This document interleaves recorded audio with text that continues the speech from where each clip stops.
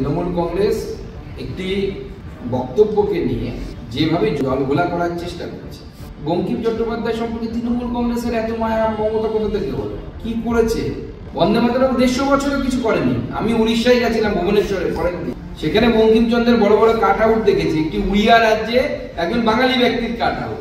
অথচ পশ্চিমবঙ্গে যখন আমি নামলাম, বঙ্কিমচন্দ্রের ছবি কোথাও নেই। বিভিন্ন জায়গায় মমতা বন্দ্যোপাধ্যায়ের ছবি দেখলাম অন্যান্য বিষয় নিয়ে। বন্দে মাতরমের 150 বছর নিয়ে কোথাও কোনো কিছু উদযাপন হয়নি। এখন হঠাৎ করে বঙ্কিমবাবুকে মনে পড়েছে, ঋষি বঙ্কিমচন্দ্রকে মনে পড়েছে।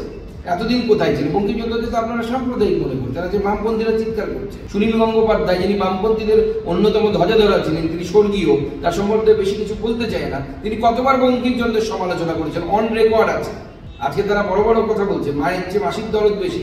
বঙ্কিমচন্দ্রের গুরুত্ব যদি কেউ বোঝে, বাঙালির গুরুত্ব যদি কেউ বোঝে, ভারতীয় জনতা পার্টি।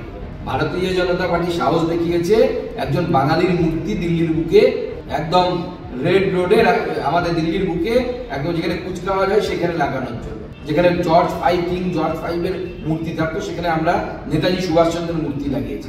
কেন তৃণমূল যখন কংগ্রেসের সাথে সরকারি ছিল লাগানোর চেষ্টা করেনি? কেন মমতা বন্দ্যোপাধ্যায় যখন কংগ্রেসে স্পোর্টস এন্ড ইউথ মিনিস্টার ছিলেন, তখন কেন নেতাজি সুভাষচন্দ্রের মূর্তি দিল্লিতে লাগেনি? বাঙালির হয়ে কথা বলার জন্য না, আগে অধিকার জন্মায় তখনই, যখন আপনি কোনো কর্তব্য পালন করেন।